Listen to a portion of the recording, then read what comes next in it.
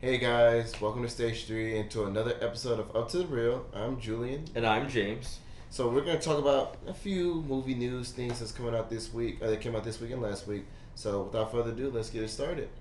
This past Thursday, Aladdin's teaser dropped during Fox's Thursday night game. It's only about a minute long. The only thing you really see is Iago in the desert and then the Cave of Wonders, and you see Aladdin for like 5 seconds. Yeah. It's gonna be the first movie to kick off basically I call Disney Summer because Aladdin comes out then Avengers, then Lion King, and I believe Dumbo comes out in March. I think so, yeah. So what did you think of the teaser? So, you know as well as I do, Aladdin's my favorite Disney movie. Of course. So, I don't know. I'm kind of on the fence about it because obviously it's not going to compete with the actual animated movie. Of course. I still need to see a little bit more. I mean, the Cave of Wonders looks cool. I like that part. That was mostly it that I really liked in the teaser, even it wasn't even trailer. It looks interesting. I mean, I don't think it's gonna be great. No. But I don't think it's gonna be awful. I think it's gonna be like a very long movie. Yeah. Exactly. I was just about to say the only thing I liked about it was that we got the original voice of the Cave of Wonders back. Yeah, that was sick. So that was pretty dope. I was like, oof. Exactly.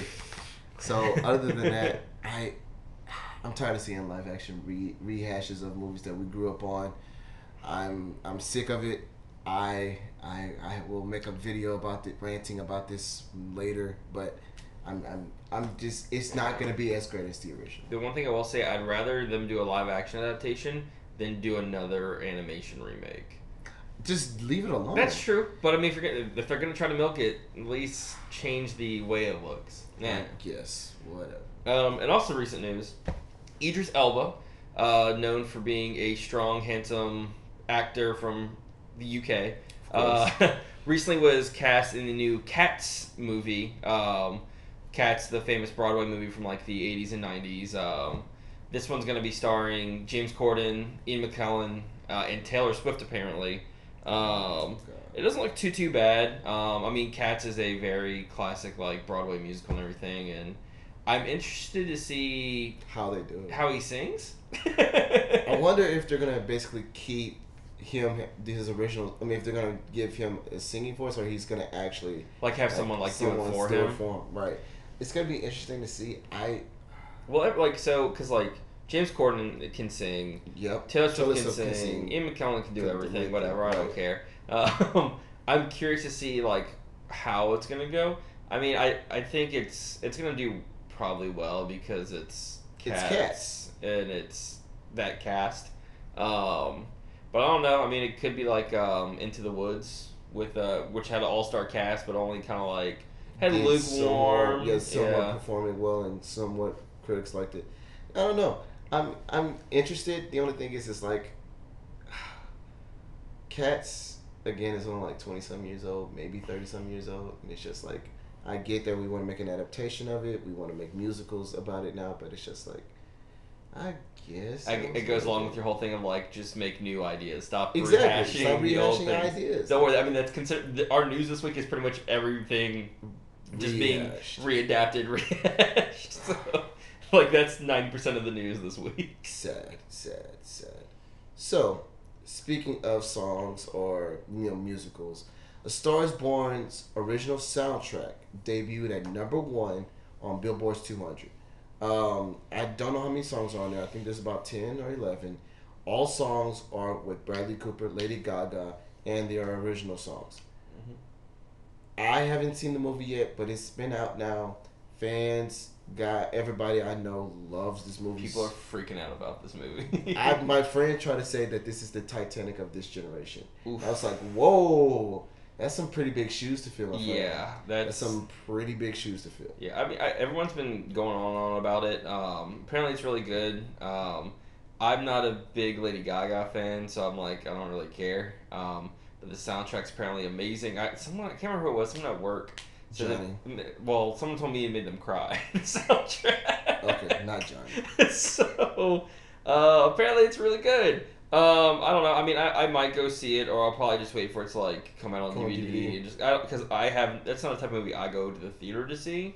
Um, so I'll probably be out of the loop for a long time. But I mean, whatever. Exactly. Understandable. Going back to the whole rehashing everything. Tom and Jerry's getting a live action adaptation. What?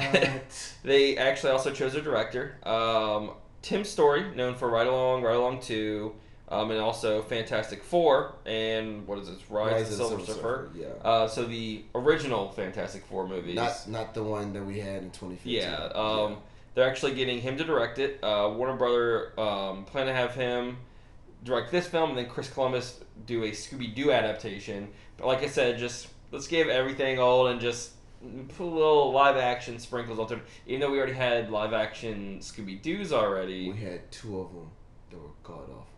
You don't like those ones? They're awful, but I love them. Alright, the first one, besides the whole, it's Scrappy making all the monsters at the island. It's self-aware. It is. It is. The first one is, at least. The second one, I was just like, oh, I hardly remember the second one, but basically all the monsters they have caught before. Oh, are coming back yeah. to life. Yeah. That I one. still think both of those are probably better than Chris Columbus's, and they're probably better than Story's Tom and Jerry as well. I think live action cartoons is just gonna get worse and worse and worse. No, here's the thing though, and this is gonna be my gripe, and this is gonna be another video I'm gonna gripe about. What everybody's trying to get on this bandwagon is seeing, hey, all these cartoons that we had back in the day, why not make a live adaptation of it? Kids like live adaptations, right? 2D animation is gone. Why not just make live adaptation remakes? It's like, for what? It doesn't make no sense. It's irritating. It's like you're basically redrawing the same picture all over again, but just putting a little sprinkles on it and saying, hey, that makes sense. No, stop it. Just make new ideas. I mean, we still have yet to talk about, and we'll probably talk about it at some point in the future, the live adaptation of Sonic starring Jean-Ralphio and Jim Carrey. That's going to be coming out later, but yeah, that sounds terrible. Yeah. That sounds terrible. What else we got? Chris Evans tweeted on the 4th of October that basically he's officially wrapped on Avengers 4. You know, playing the role over the last 8 years has been such an honor for everyone behind the camera. He loves it. He was eternally grateful and things like that. The world blew up.